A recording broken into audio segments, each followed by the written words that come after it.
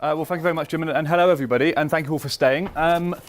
As Jim's mentioned, I'm Billy, and I work in the Centre for Transport and Society, and I'm going to be discussing public transport use. And what I've popped up on the screen there is just the first page and the contents from a recent project we took part in, which is called the Bristol Method. And it's a part of the Bristol Green Capital 2015 year, and essentially it's trying to sort of distill all of the experience, the best practice, and the knowledge that's come out of Bristol's journey towards being a green capital, and to pass that on to future cities that might be looking to be green capitals, or anyone that's really interested. And in CTS, we took part in it, and we contributed some things towards a couple of the modules. So you can see here some of the things that have been contained within the one on public transport use, and we'll come back to it a bit later on. And I've got public transport use up there, but I should warn you that I will be talking mainly about buses, because we're going to talk about Bristol.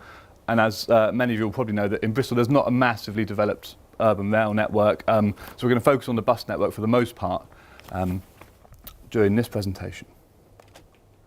So to have a look then first, what's the situation with transport and mode share? How does it all stack up? And talking about the bus, you can see the bus is by far the most used mode of public transport in England, and it accounts for over 2/3 of all public transport journeys.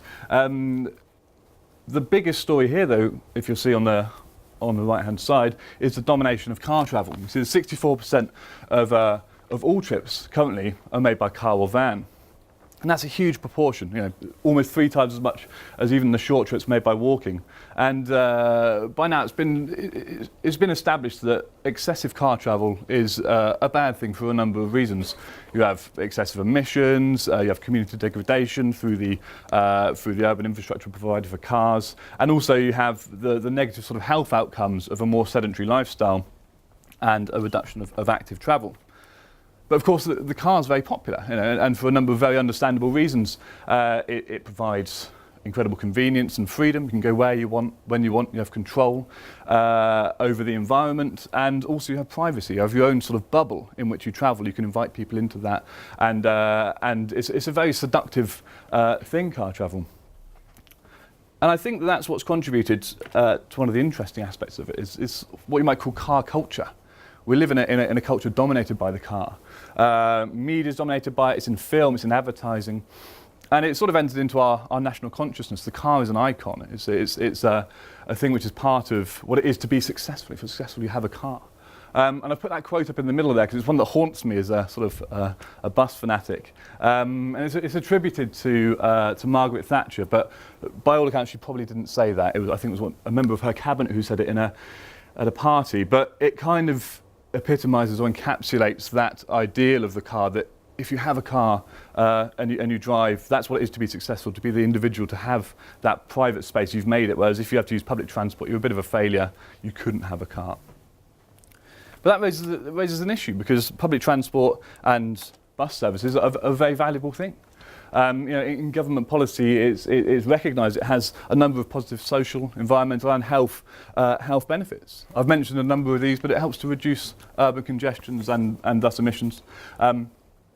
It can also help to mitigate the social exclusion and community degradation that's been caused by provision for the car, where roads have been driven through communities and caused increased segregation. Public transport links can provide a connection for those people who might not have them or might not have access to the car.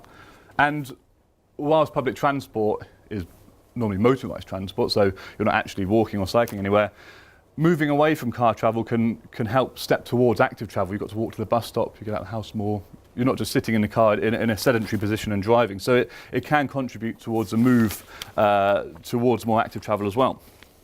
But I want to focus on one thing which I found particularly interesting. When I first started looking at public transport and bus travel, I was just starting my PhD, and I was doing a literature review, and I had this quote, which I just found, and it really stuck with me, and it was a way I'd never thought about public transport before. It was a new way of thinking about it for me.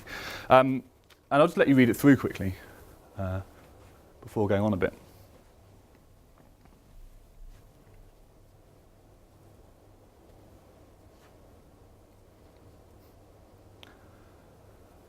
And essentially what it's saying is that we live in a society where to take part and to access services and to take part in civic activity is to be mobile. You have to be mobile to be able to take part in daily life, to go to the shops, to visit friends and families, to take part in what would be termed as normal social activity. And if you can't, then you're excluded.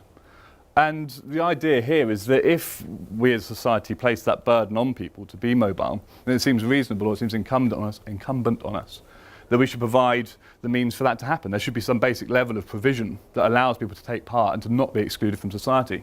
And I think that's quite a nice way of thinking about public transport. It's our system, and it's something which allows us to all connect to one another, and it's something which we should be happy to support.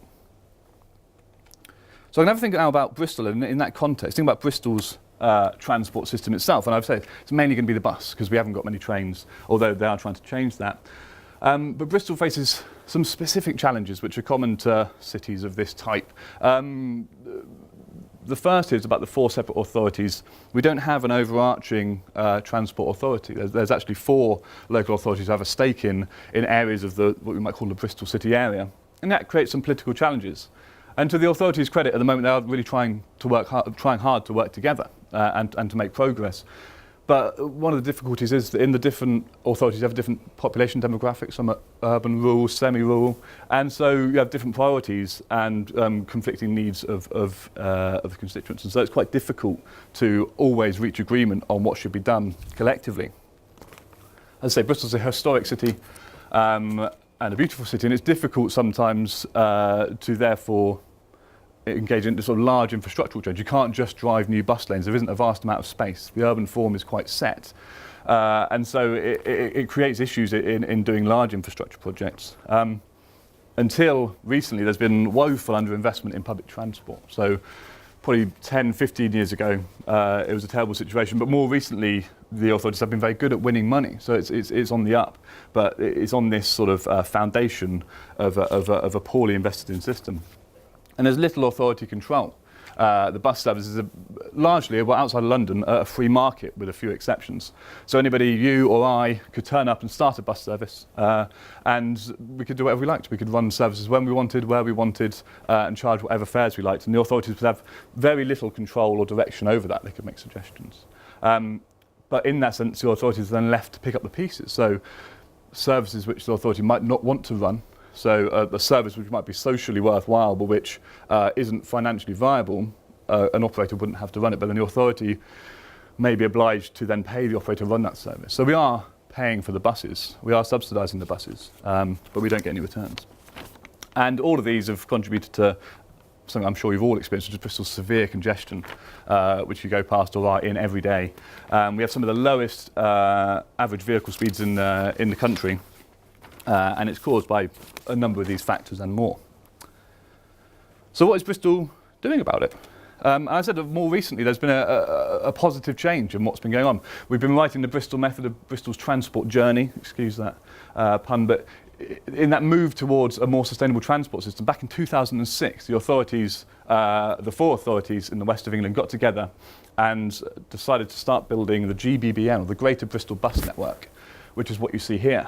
And essentially it's 10 corridors, and along each corridor, these are seen as key corridors into Bristol city centre and into Bath as well, and down to the satellite towns. The idea was to have a huge programme of infrastructural upgrades on these routes, new buses, new stops, and public realm improvements, improved timetables and everything. And the idea was to really energise the bus service and provide a better public transport network for the city. And it had good effect. So these are some results. This is what happened after. So before and after, you've got the 2007 results in blue and the 11-12 results in red. And you can see that massive jump there. There's a huge percentage point change across each of those attributes of satisfaction, which shows that if there is investment in the service, then there can be a positive change towards a better network.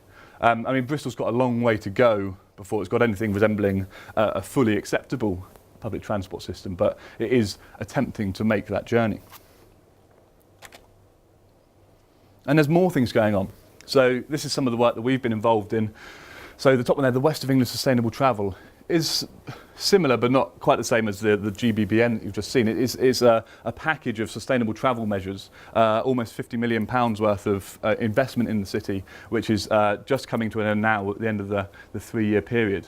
And in CTS we've been involved in evaluating this, trying to understand what have the impacts of this been. There's been this vast amount of money been spent.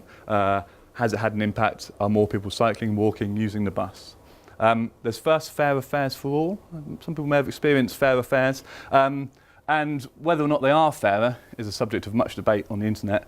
But it's been shown that by and large, it's had a massive positive impact on the way in which people perceive the bus in Bristol.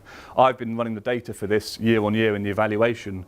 And when you look at Bristol's satisfaction with fares, it rose 20 percentage points in 1 year, which was unheard of. Before that, it sort of tottered along. And in 1 year, it's went up 20% just by having a more simple or simpler fare structure. There's Metrobus, which you will probably have heard of, which is being built, going into construction at the moment. It's quite contentious. And it's a large-scale bus rapid transit network for Bristol. So there's going to be 3 routes across the city connecting the north to the south. And it's a really tricky issue because you may have seen some news of protests over the new bus junction down on the Blue Finger, which we heard about last time. So there's this balancing act between improvements in one area of sustainability at the cost of another. And they're difficult questions to answer, but it will certainly be interesting to see how that develops. And in CTS for that, we're hosting the new ticketing manager. Because one thing that, again, anyone that's used a bus in Bristol will know is that we don't really have a London system of Oyster cards. You have paper tickets, and that one paper ticket can't be used to get on other buses or anything like that. It's an old system. And for Metrobus, they're creating this smart card for the West of England. So that will be developed at UWE, so it'll be great to see how that develops too. And then there's Metro West, so that's coming back full circle to the trains. And the idea is that Bristol's got a bad urban rail network at the moment. We can make that better, reopen old stations and improve timetabling and really try and make an integrated public transport system. So there's a lot going on. And I think it's quite an exciting time to be looking at Bristol's public transport over the next 5 to 10 years. So what we did then at the end of our Bristol method, to sort of reach the end of our recommendation, we made a few sort of key messages for anyone who might be looking to improve public transport. And you may not be able to read those, they're not particularly clear on that screen, but I'll go through them for you. So number one was that working together is the key. What we found is that when the local authorities work together, and particularly when the operators work together with the local authorities, stuff gets done. When you work as a team, it sounds obvious, but historically perhaps the local authorities and the operators work very competitively, and then nothing gets done. It's at the detriment of everybody. Funding must be made available is number 2, and that's just a plea, I suppose, if any politicians were to read this, is just that in order to make change, it's evident that there needs to be that funding behind it to support it, and the benefits of that are obvious. It's about reframing the transport culture. As I say, car culture, it's, if you're successful, if you have a car, there's some evidence that recently that might be weakening, particularly amongst younger people. Driving is plateauing, or levels of driving licence holding, and we're not yet sure quite why that is, but there's a sense that it might be something to do with the iconic status of the car, where before to have a car when you were young represented freedom, the ability to go and see friends and things. Now, the emergence of new technologies might mean that you can connect on social media and communicate in different ways, so it's not so important to have that status symbol. That is speculation. Public transport must be affordable. As I said, it's a public system, so everyone should be able to use it, and it shouldn't be that people are priced out of access to society by the fact they can't afford to get somewhere. It's for everybody, and so it needs to be accessible financially. And change is possible.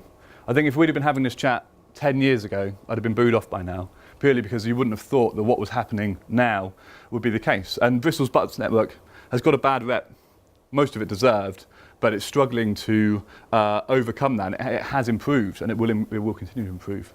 And the bottom one there is just about car demand restraint, that basically means that in tandem with providing for public transport, you need to reduce people's ability to use cars to encourage them away from the mode.